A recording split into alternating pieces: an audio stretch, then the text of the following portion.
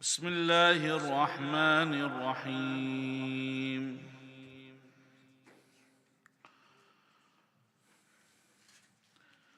من المؤمنين رجال صدقوا ما عاهدوا الله عليه فمنهم من قضى نحبه ومنهم من ينتظر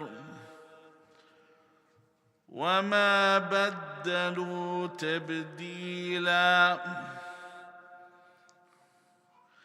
ليجزي الله الصادقين بصدقهم ويعذب المنافقين إن شاء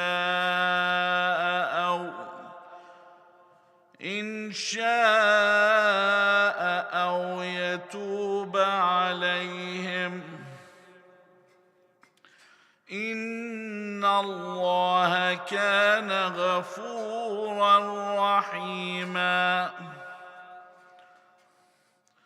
ورد الله الذين كفروا بغيظهم لم ينالوا خيرا وكفى الله المؤمنين القتال وكان الله قويا عزيزا. وأنزل الذين ظاهروهم من أهل الكتاب من صياصيهم وقذف في قلوبهم الرعب ففريقا تقتلون وتأسرون فريقا. صدق الله العلي العظيم. صلوا على محمد وآل محمد.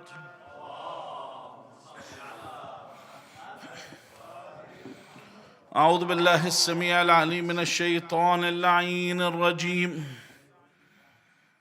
بفضل الله بسم الله الرحمن الرحيم. الحمد لله رب العالمين. الحمد لله والحمد حقه كما يستحقه حمدا كثيرا. الحمد لله الذي هدانا لهذا وما كنا لنهتدي لولا أن هدانا الله. اللهم لعن أول ظالم ظلم حق محمد وآل محمد وآخر تابع له على ذلك. اللهم لعن العصابة التي جاهدت الحسين وشايعت وبايعت وتابعت على قتله. اللهم لعنهم جميعا. ثم الصلاة والسلام على خير خلق الله أجمعين محمد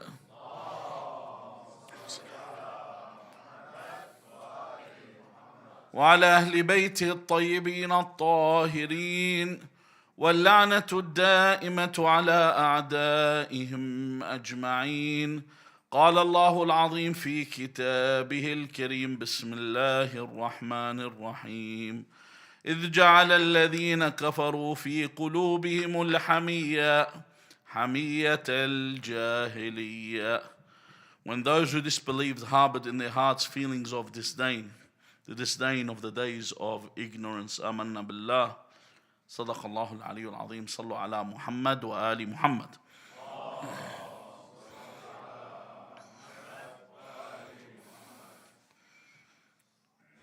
Human rights are suppressed worldwide.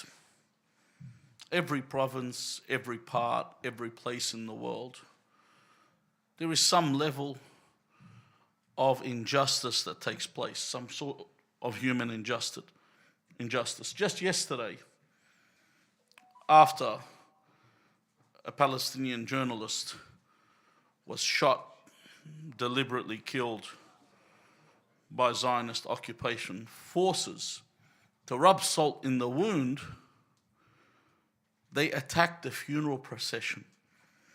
For us, this was all too much familiar territory, because we have seen before funeral processions, or we've heard of funeral processions been attacked, like the funeral procession of Imam Al-Hasan ibn Ali and Al-Mujtaba, salawatullahi wa salamu alayhi. But instead, his actual body was the one that was attacked. So we've heard of this. But no human, not even the most recognizable despots in history, they've ever been subject to any form of oppression a millennium and some after they are dead. You ever heard of something like this? Have you heard of someone that died and is still being oppressed 1,000 years after they have died? This is why we have gathered today.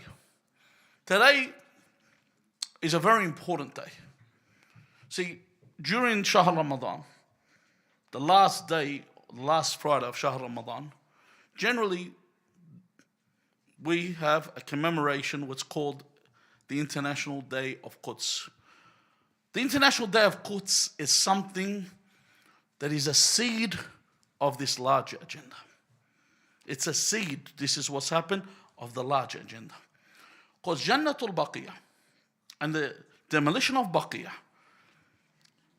is a beginning of a new era that came to the Middle East. Firstly, what is Jannatul Baqiyah? We're here for Al-Baqiyah Day. A lot of people attend, they don't know what they're here for. Jannah is what? It's a garden. And because anywhere where a righteous person is buried, either becomes, if a righteous person is buried, it becomes a rawda min riyad al-jannah. It becomes what? A garden of what? Of the gardens of paradise. And if an unbeliever is buried, their grave becomes hafra min hafar al-niran, becomes a pit of the fire of hell. So wherever a believer is buried becomes a rawda. And when these righteous people are of the most elevated, it is known to be a garden that is a part of paradise. And it's known by this. That's why some of the narrators claim that it is possible that Fatima, salawatullahi wa salamuhu alayha, is buried in Al-Rawda, which is between Mambar Rasulullah and the Qabr of Rasulullah, because it is a Rawda min Riyadh al-Jannah. It's a garden of the gardens of paradise. So Al-Baqi was a cemetery to begin with. What happened Al-Baqi? I'll tell you how Al-Baqi happened. There was a land that was there next to Masjid al-Nabawi al-Sharif, and the Prophet, when one of the Ansar died, and he was the first one to be buried there, he was buried in that place, and the Prophet said, we will bury him here and this will be a cemetery. That was the first of the Ansar to die. Then Rasulullah sallallahu alayhi wa alih, when the people that were martyred in Uhud died in Uhud, where did he bury them? In Uhud. But the ones that were injured in Uhud and brought back to Medina, when they died in Medina, Rasulullah buried them in Al-Baqiyah. And of his family, the first that he would bury in Al-Baqiyah was his son Ibrahim. Ibrahim, who they say was between 1 year and 4 years old, around that age. He died at a young age, and Rasulullah himself dug his grave and he buried him. Now obviously, you know when you see the graves there in Baqiyah, have you ever seen them? They're like just mounds, like sand hills. But that's not the way they were, because you know when we have the saying where the Messenger of God, sallallahu alayhi wa alih, where he says that, you know, if you take things in full measures, in the saying, rahimallah imra'in, if they do something, may Allah have mercy on a person, that if they do something for atqana, that they do it properly, they do it completely. When did he say this hadith? He said it while he was making the grave for his son Ibrahim. They told him, Ya Rasulullah, why are you caring in the way that you do it? He says, if you're going to do something, basically, do it completely, do it properly. Don't do a half job. Do it properly. So he gave us that lesson there in burying him there. Martyrs from Uhud, companions of the Messenger of God, righteous companions, righteous wives of the Messenger of God were buried there. So you know who wasn't buried there. So you have who else? You have buried there family of Rasulullah, Hashemites. Like who? We said Ibrahim, you have al-Banin, salawatullahi wa salamu alayha. Fatima bint Asad, all these great personalities, and most importantly, you have one part of the master of the youth of paradise. Rayhanat Rasulullah, Al-Hasan ibn Ali al-Mujtaba, salawatullahi wa salamu alayhi. And you have Ali ibn al-Hussein, Sayyid al-Sajidin, Imam Zayn al-Abidin. And you have Imam Muhammed ibn Ali al-Baqir, Baqir ulum al-awwaleen wal-akhirin. These people were not just any people. And finally, but obviously not least, we have Imam Ja'far ibn Muhammad al-Sadiq, salawatullahi wa salamu alayhi. 4 of them, and they're buried next to each other. There in this place. This is Al-Baqi. Also, what was there were masajid. There were masajid that were in this region as well. And the amount of companions numbers is huge. You're talking probably in the 5 or maybe even the 6 figures. That's what they say. It was a great number of companions that were buried there. So why is it necessary for us to remember this day? We need to understand and have awareness of this oppression.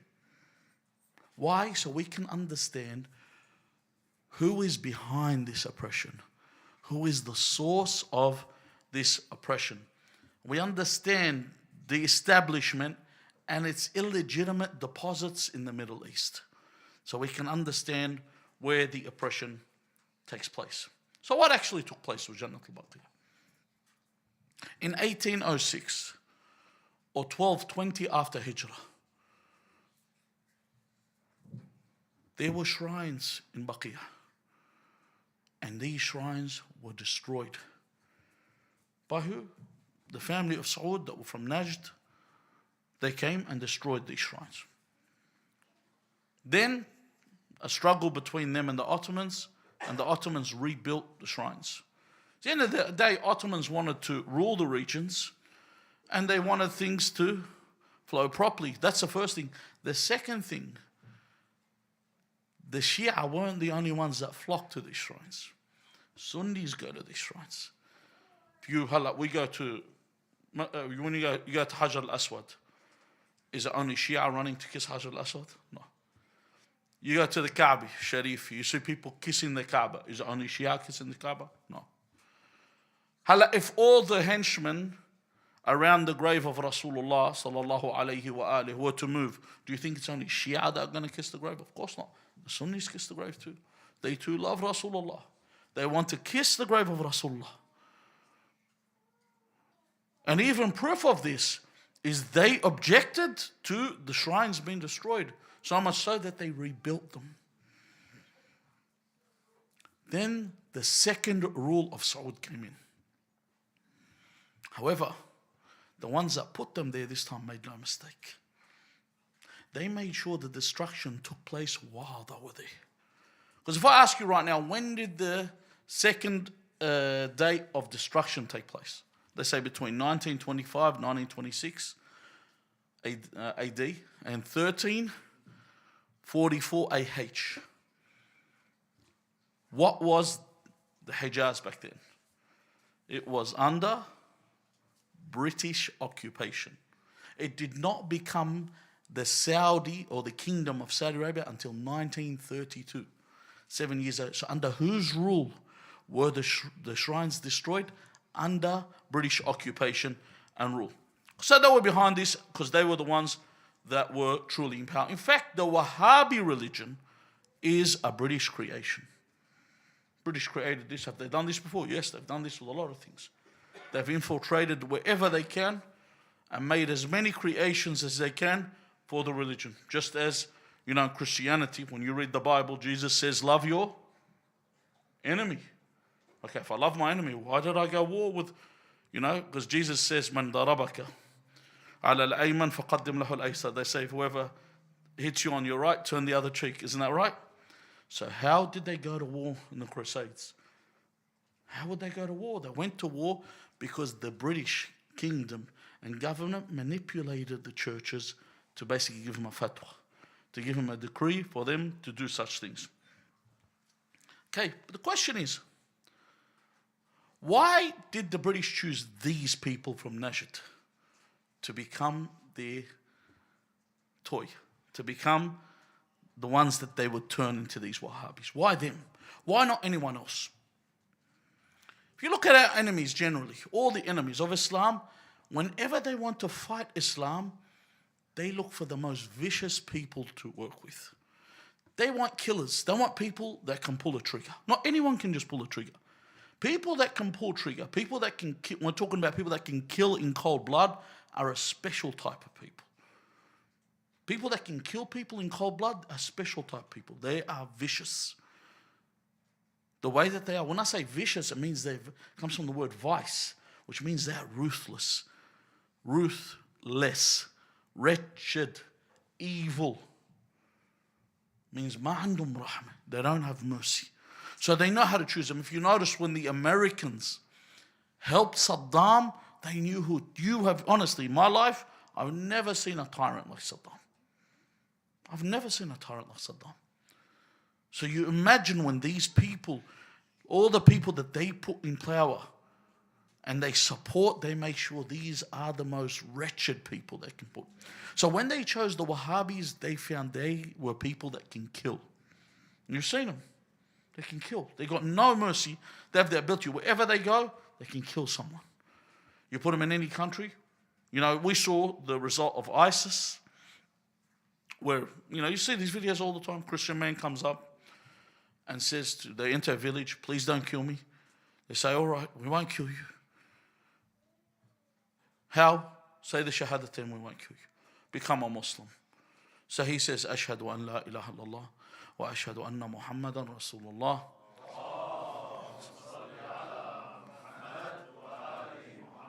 Then Mr. Wahabi pulls out his gun, goes, says, now good, you'll become a shaheed. Just kills him. This is the mentality that they have. They can kill. They can kill and they do not think about it. These are the people that get appointed and used. They appoint the one that can do things that others won't do. That's why they supported the Ba'athis for so long. That's why if you look at all the, for example, with Munafiqeen Khalq, when they used to support them, and even the attacks they did on the shrine of Imam al-Rida alayhi salam, when I see the image of that, these are people they know that have no mercy. They can kill who you want them to kill. Even in Lebanon right now, they supported the Lebanese forces. They support the Phalangist party. Why? Because if you want to know what they're capable of, go look up at Sabra and Shatila. Sabra and Shatila, these parties entered areas that were full of Sunnis and Shia. Palestinians, so they didn't discriminate, these people. These people aren't Christian in the least. They're murderers. They entered these places, and the things they did with the people were unspeakable. Like throwing babies against the wall to kill them, violating all the women and murdering them in the street, stuff like that. You can only imagine these are the type of people that these establishments support. Now, where is this Baqiyah? It's in a place called Yathrib. Yathrib was a city in Al-Hijaz. That when Rasulullah sallallahu alayhi wa alihi, because a lot of people used to go there and die, it was full of amrad. When Rasulullah came to it, even Rasulullah's father, Abdullah, died because of going there. When Rasulullah entered it, he called it Tayyibah. Rasulullah called it Tayyibah. Rasulullah saw it as what? Something that gives life, something that's sweet, something that is something that is good. In fact, Al-Hajjaj ibn Yusuf al-Thaqafi, when he became the governor of Tayyibah, he called it what? He called it An-Natina, just to be in opposition to Rasulullah sallallahu alayhi wa alihi. You know, when something is foul, the Prophet said it was sweet, he said it's foul. But the people called Yathrib, Madinatu Rasulillah. The city of Rasulullah. So the city we're talking about, where Al-Baqi is the city for these people. Imagine their own city. Their own city, their graves are demolished. In their own city, their graves are destroyed. And even though the flag of this nation says what? Green flag with a sword on it. That's probably never ever used in combat. They use American weaponry only. And it says, La ilaha illallah, Muhammadun Rasulullah.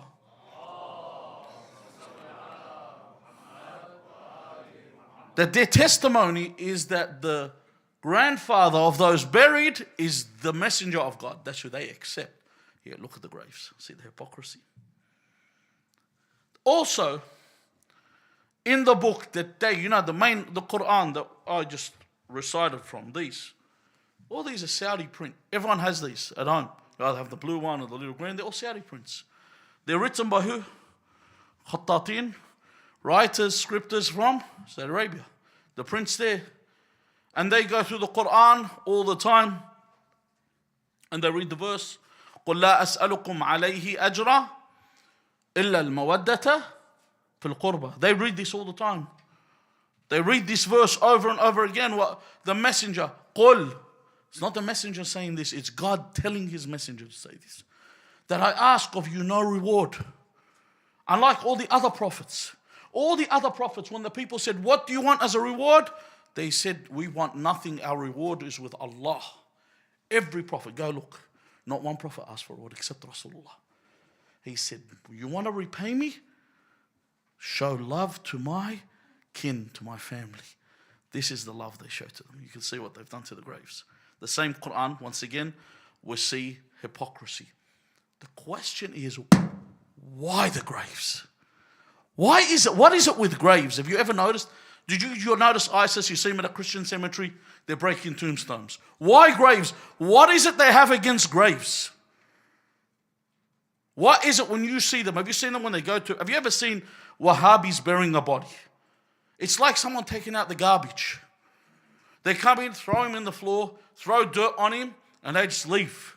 Unmarked grave, it's left there, just as their Lord Muawiyah's grave was, which eventually became a urinal, and God knows what. And this is not a joke. This is people used to actually come and relieve themselves on the grave. They had to cover it up.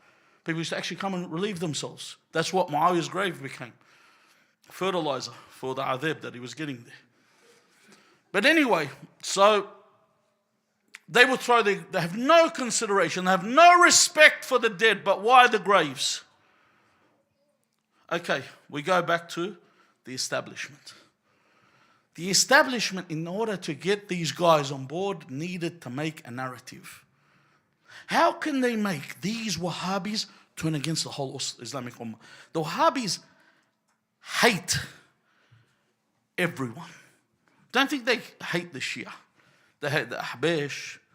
They hate the moderate Sunnis.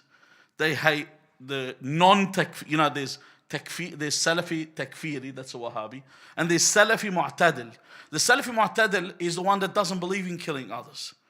And doesn't believe in doing takfir. Where the Salafi Takfiri believes in takfir and killing. They even hate the other Salafi. In fact, they hate each other. Remember Jabhat al-Nusra and Daesh, they were killing each other.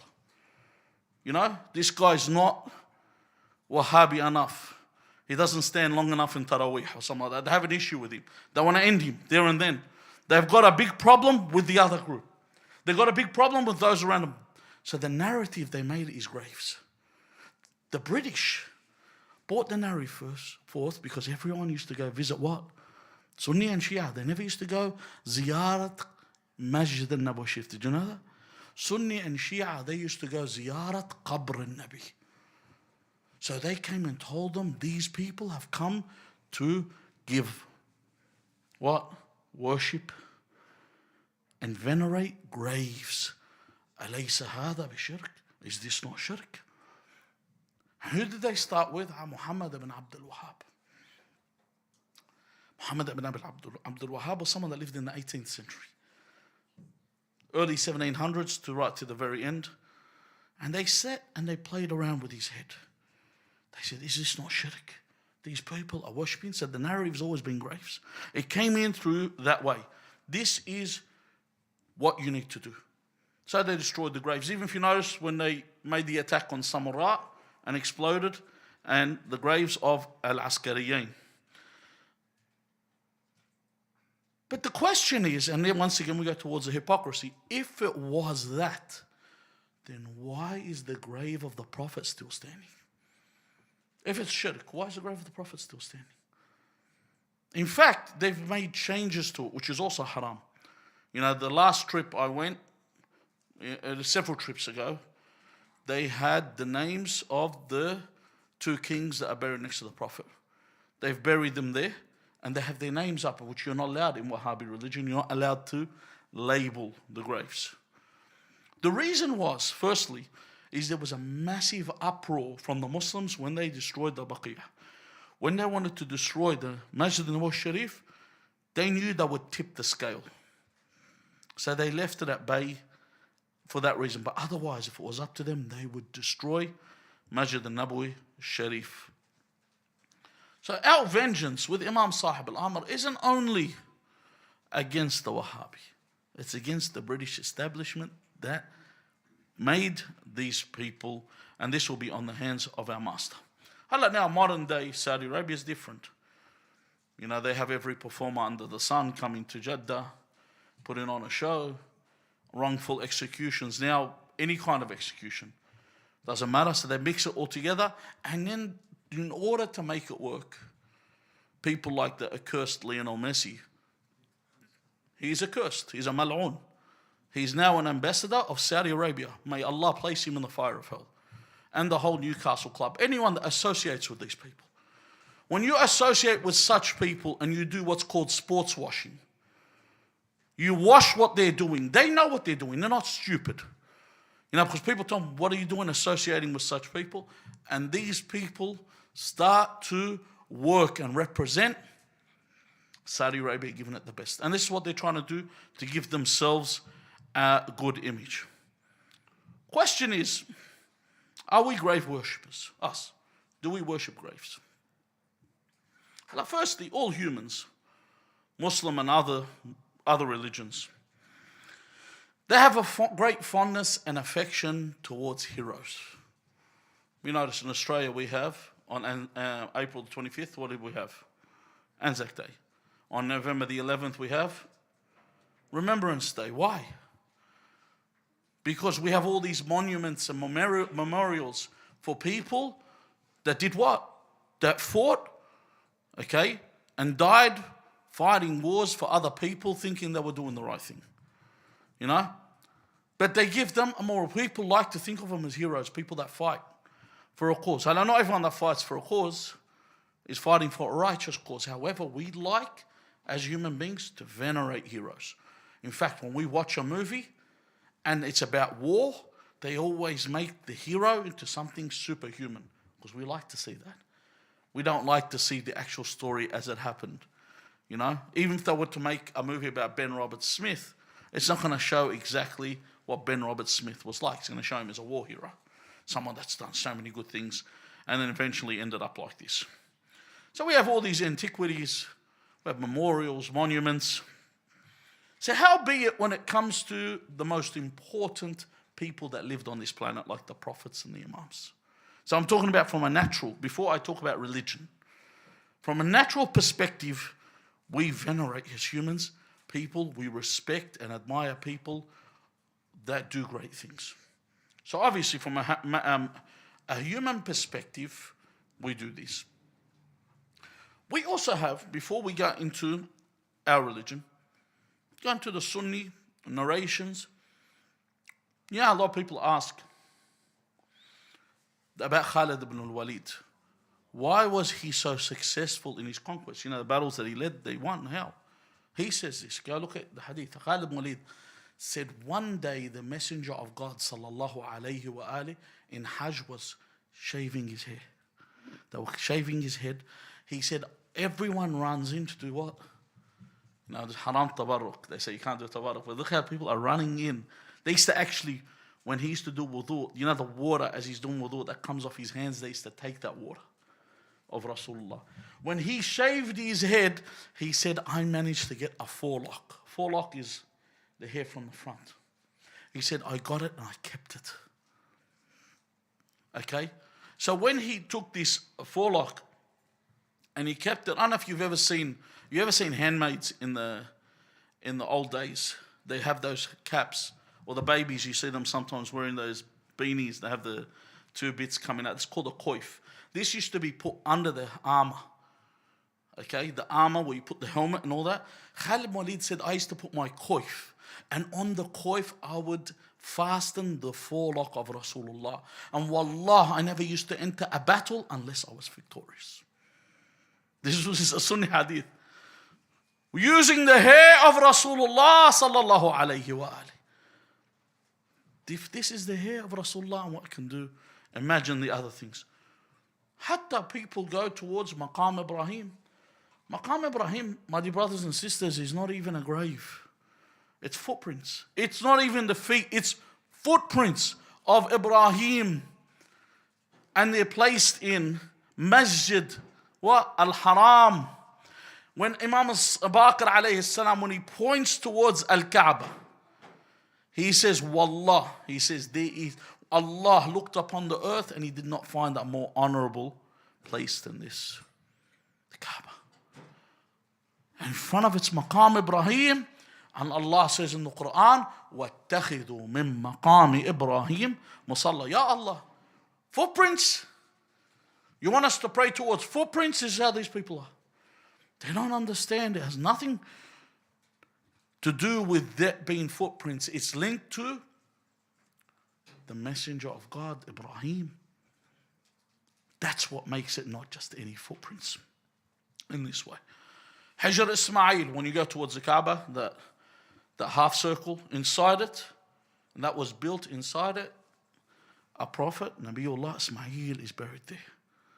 And his mother, Hajar, is buried there. Alayhim as-salam. And some narrations say 70 prophets are buried there. But there's a grave there. Everyone's doing sujood towards, in that direction towards the Kaaba. Isn't that right? So this is normal to have the position and status of graves, and especially if they're of the Salihin. Now let's go towards the introductory verse. إِذْ جَعَلَ الَّذِينَ كَفَرُوا فِي قُلُوبِهِمُ الْحَمِيَّةِ. Those that were unbelievers, within their hearts was hamiyya. Hamiyya, we said in the translation says disdain. It's chauvinism. Hamiyya, chauvinism. Chauvinism, I know because of all the feminists in our lives, we think chauvinism, think it's males that hate females, male chauvinism. Chauvinism is not misogyny. Chauvinism is when you have something within your heart, disdain or dislike or hatred towards something, and you see yourself superior, and you're a zealot in this way, that you follow what you think is right. So it's fanaticism. And it's based on any group or any attitude or any cause. Have you seen those people? I remember once I was watching the last Lebanese elections, not these ones, and this guy got up and he said that I have Michel Aoun أفضل من يسوع المسيح. A Christian guy said that. And I was thinking, what's this guy on drugs? You're a Christian. You're basically saying the president of my country is better than my God. This is what he's saying. So when you see these people, this is called the hamiyya. This is what's called the zealot, or to have a cause where it's all the way and you don't think of anything else. And then it says hamiyya al-jahiliya. Because sometimes if I'm a zealot in the right cause, if I'm a zealot when it comes to Muhammad wa al-Muhammad, salawatullahi wa salamu alayhim ajma'in, أخذتك الحمية بمحمد وآل محمد, that's okay. But if you're a zealot for other than this cause, then it says حمية الجاهلية. It's the hamiyya or the chauvinism or fanaticism associated with the days of ignorance.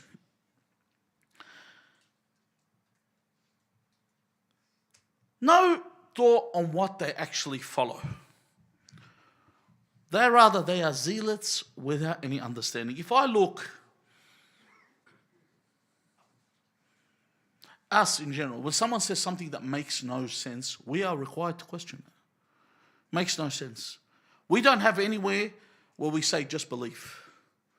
We're talking with aqidah, طبعا.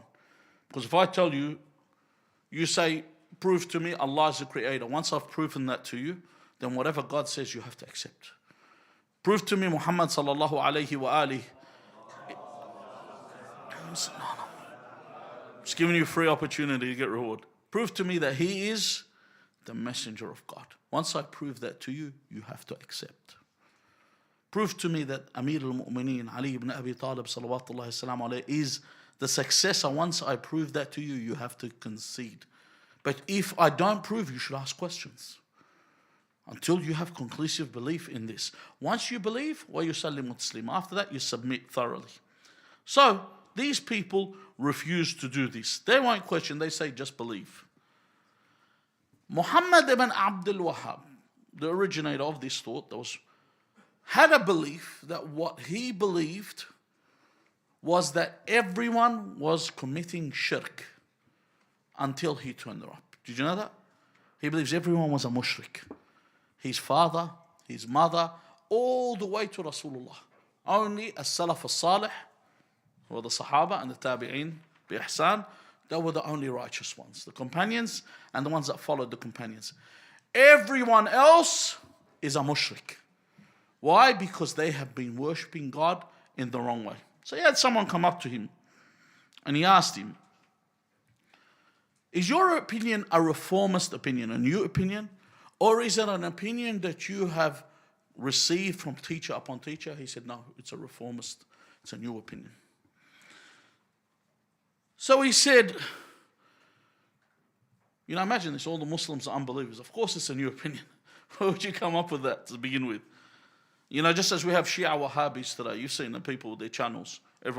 Every alim is a kafir, every alim is a mulhid, and they title them Batri, Bakri, whatever they come with, a million titles. It's as if God created heaven for him and the 5 people watching him on the channel. But everyone else is going to hell. Or not forget Shia Wahabis, that one is from, then you got the Sushis. The ones that keep doing sujood to Aisha, just trying to get her on their side. They're the other side. So you got these two extreme sides, and you got the Wahhabis on this side. Ibn Abdul Wahhab, and for mind you, Muhammad ibn Abdul Wahhab was the one that called his followers what? Wahhabis. He's the one that gave him that title. Huwa sammahum al-Wahhabiyya. And he's the one that named them.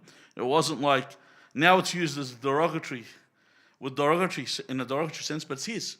And they follow his teachings, and he called them Wahhabis, the people that follow him.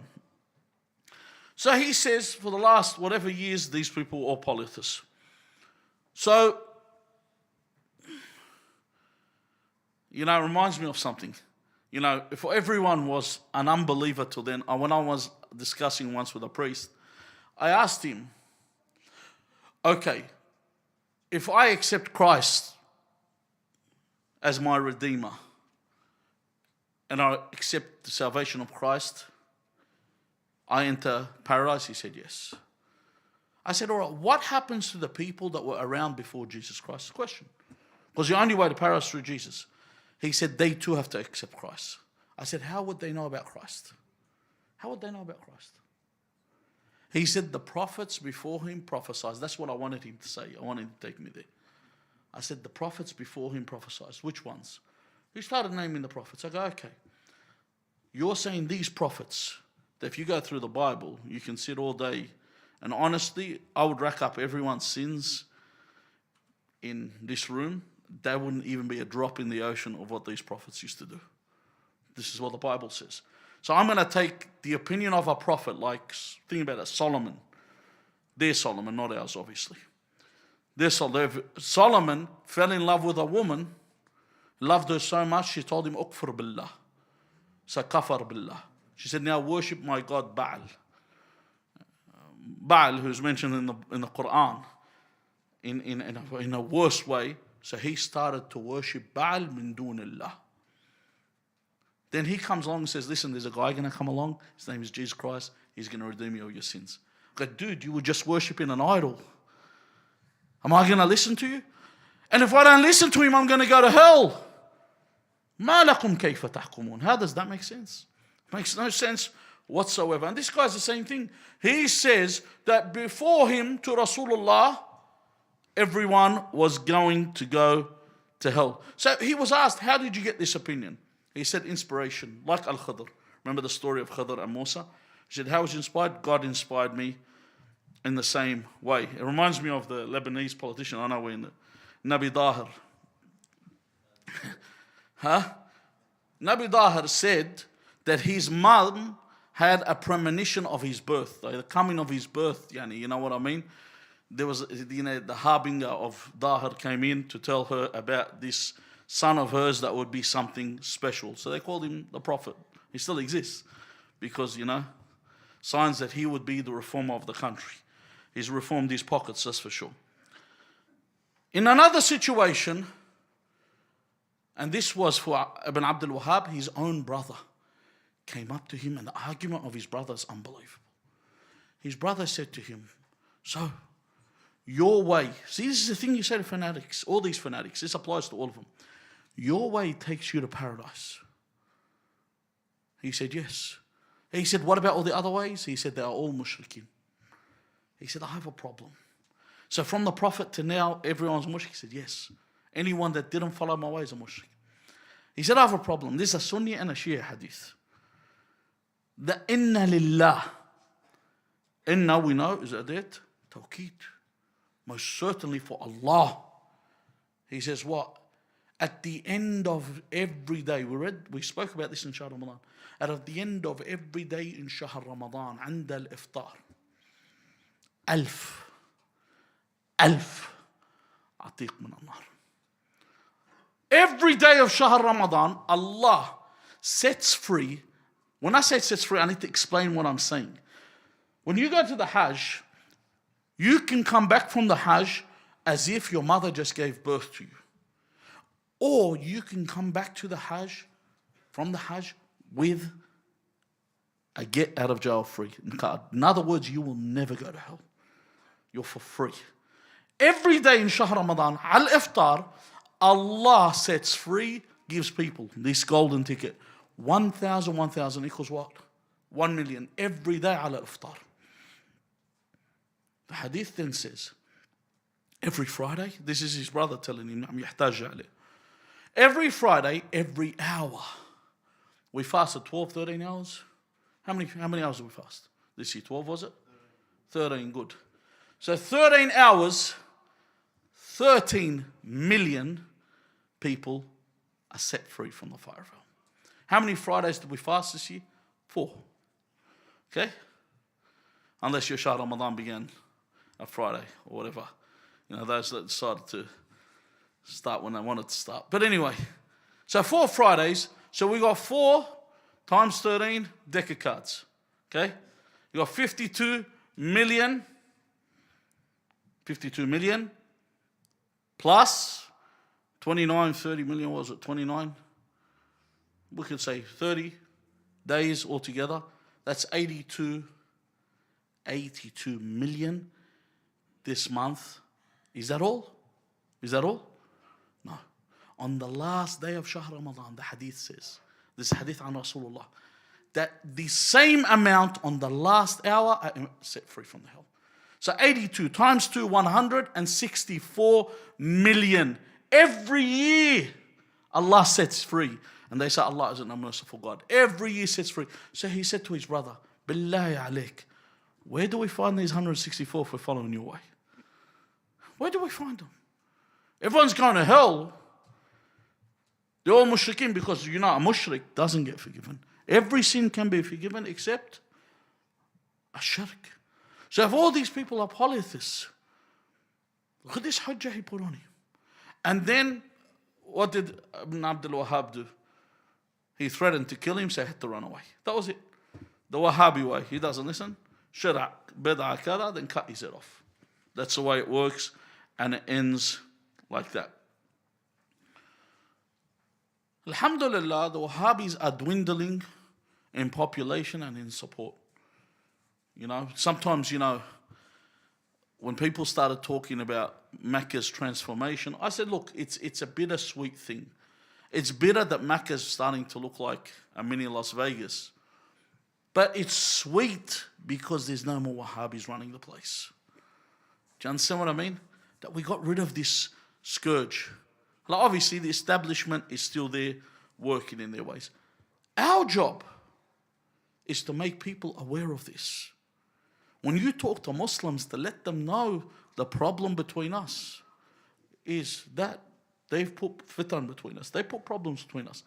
Us as, just like, when you talk, this is the thing we try and hide. Don't hide your religion. When you talk to a Sunni, you tell him, just like you think Abdul Muttalib is a mushrik, you think Abu Talib, that's your opinion. We think Abu Sufyan, Muawiyah, okay, a lot of the good guys that you follow, we think they're all in hell. The wife of the Prophet, the one that you love, the one that rides a camel and rides a mule and rides whatever she finds. We think she's going to hell. We have this opinion. No. No, why do you need to hide this? They have this opinion, we have this opinion, and we can live together. Why do you coexist with the Christian who says your prophet's going to hell? Why do you accept that? Huh? Why do you accept that? So we can coexist. The fitna that comes between us is from who? The powers that be, not Allah. The powers that be, the ones, big brother, the one that's all around you. The ones that sit there and investigate, the establishment, they're the ones that cause the fitan in the Middle East and between the Muslims. But if you notice, look how many majalis there are for the demolition of Baqi'. You wouldn't believe how many. My brother was fortunate enough to be speaking last night about it and tonight. That this commemoration is growing is a proof that they have tried to extinguish the light of Allah, and Allah Azza wa Jal will perfect His light. And the dhikr of this will continue insha'Allah until these shrines are rebuilt. And furthermore, and above all, just like that shaheed that's buried in Rawdat al-Shahidin, he said, he's given in his wasiyah, do not build over my grave and make my grave until Baqi' has been rebuilt. Do you know what happened? Every time other shuhada, they wrote it in their wasiyah. They wrote, do not build my grave until Baqi'. So he set a sunnah hasana, a way for other people to have this opinion. Why? So people have awareness that the Baqi' hasn't been built. Inshallah, in our lifetime we witness this. Inshallah, we witness the reappearance of our master Al-Hujjat ibn al-Hasan al-Mehdi. Arwahuna fida. Bismillah ar-Rahman ar-Rahim. اللهم صل على محمد وآل محمد. اللهم كن لوليك الحجة ابن الحسن صلواتك عليه وعلى آبائه في هذه الساعة وفي كل ساعة وليا وحافظا وقائدا وناصرا ودليلا وعينا حتى تسكنه أرضك طوعا وتمتعه فيها طويلا برحمتك يا أرحم الراحمين. وإلى أرواح المؤمنين والمؤمنات وإلى أرواح موتاكم جميعا ولقضاء الحوائج وقبول الأعمال وشفاء المرضى وغفران الذنوب وتعجيل الفرج وحسن العاقبة. رحم الله من قرأ سورة المباركة الفاتحة مع الصلوات.